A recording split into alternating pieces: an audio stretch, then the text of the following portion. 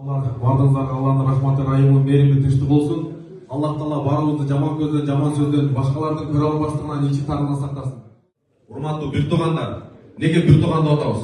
Куран бул Алланын китеби, Куран бул Алланын сөзү, бул Куран Алланын акыркы китеби, Куран бул Алланын нуру. Ошол жерде айтат, иман келтиргендердин бардыгы бир тууган. Бир тууган болуш үчүн эле Каракулжадан болуп калыш шарт эмес экен. Бир тууган болуш үчүн Оштон эле төрөлүп калыш шарт эмес экен.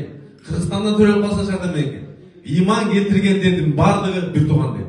Бир тууган Нуржигит акабызды чын жүрөктөн жакшы көрөбүз. Биздин пайгамбар, пайгамбарлардын пайгамбары.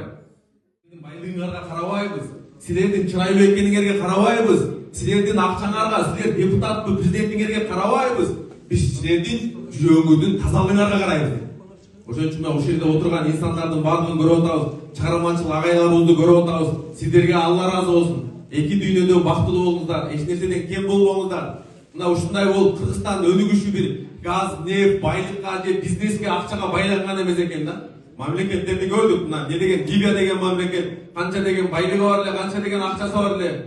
Биздин башыбыздын биригиши Манас эпосунда айткандай, кыргыз мамлекеттин чындоо көздүн карегинде сактоо ар бирибиздин актуулук милдетибиз болуп атпайбы? Ошондо инсандарды бул жактан барыбызды көрүп атабыз.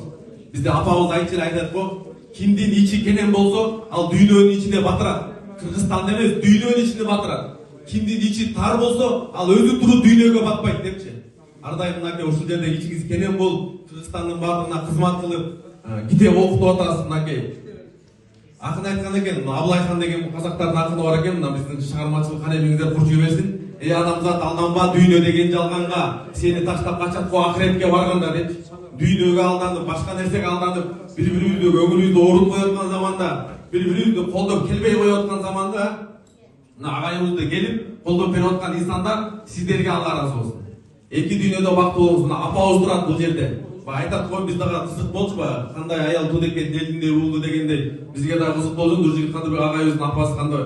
Аллах Таала жашооңузду өмүрүңүзгө береке берсин. Ушундай энелер бар үчүн, ушундай имандуу молжети апалар бар үчүн аалам кармалып турат экен да. Жашоодо канча арман бар, өзүң бар демек майрам бар. Бейиштеп сенин таманың белгилеп кеткен пайгамбар дейт. Койгондой мезгилсизге жүгүн артып, самайың былтыркыдан арыш тартып, энеке кагылайың картай бачы, өмүрдүн кайгысында барат калды. Апа, бактылуу болуңуз. Эки дүйнөдө эч нерседен кем болбоңуз. Бейиш эненин таманында дейт.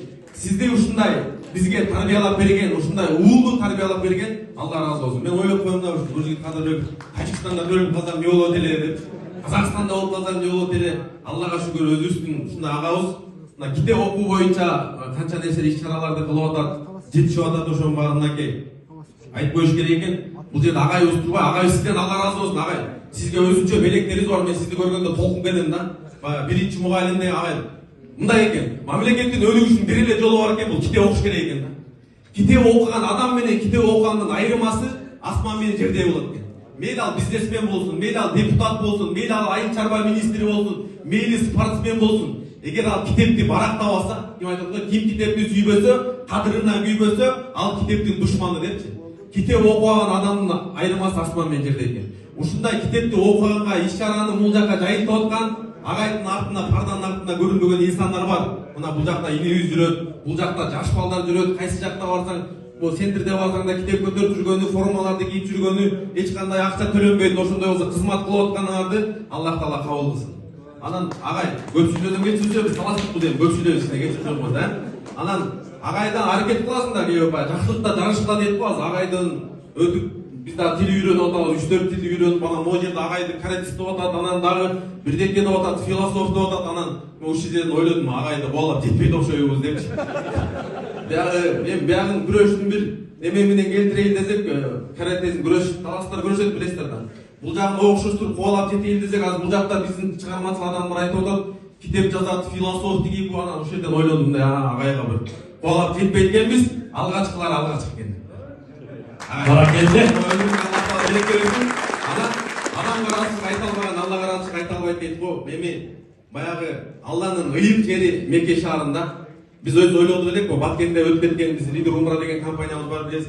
Ушул Баткенде өтүп кеткен инсандарды Меккенден айрылганча өмүрдөн айрылып, жапжаш кырчын балдар өтүп кетти. Баягы Баткенде барганда ошол үй бүлөлөрдүн бардыгына Умрага жолдомо тапшырганбыз. Бирок ниеткен да, ниети түздүн, ою түз болот, ою түздүн, жолу түз болот дейт го. Ошол жерде бир тикет ойлоп койдум эле да. ушу инсандарга мындай сөз айта турган дагы алдындардан кимди чакырсак кимди кошуп койсок анан Нуржигит агайыбыз ойго келди эле да. Бирок мындай иш чара болот, анан бүгүн бул жакта болуп калабыз эми Алланын планы бардыгынан өйдө турат экен да. Ойлоп коюп эле анан карабайсыз, ойго жараша Аллах Таала ушул ишти уюштуруп ушул жерге алып келип коет да. Алла насип этсе айтат, умрага жөнөдөн бара бербейт да. Аллах Таала айтат, инсан билип койгон бир болот сенин калуың, бир болот менин калуум, бирок баары бир болот менин калуум. Аллах Таала айтат, умрачылар бул Алланын коноктору, Алланын делегаттары. Президенттин делегаттарына кандай кызмат кылат? Бул жерде депутаттарыбыз отуруп, Алла ыраазы болсун. Кирип келсеңиздер кандай төзү болот? Делегат, Эрдоган келаптыр десе кандай төзөт? Кандай жайылып таштоо коткозот? Ошондой эле Аллах Таала айтат, менин үйүмө ким келе турган болсо, ким менин үйүмө зыярат кылып келе турган болсо, ал менин коногум.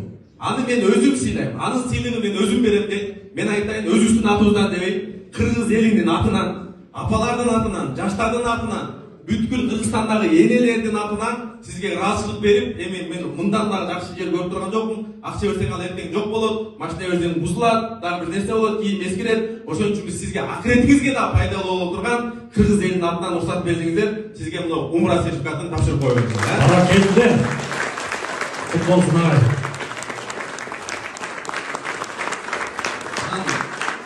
Пай өзү албакты кийин Пай алдында сүйлөп азыр сапка чыкканда таяк жейми деп атам азыр өзү улуу да бизден.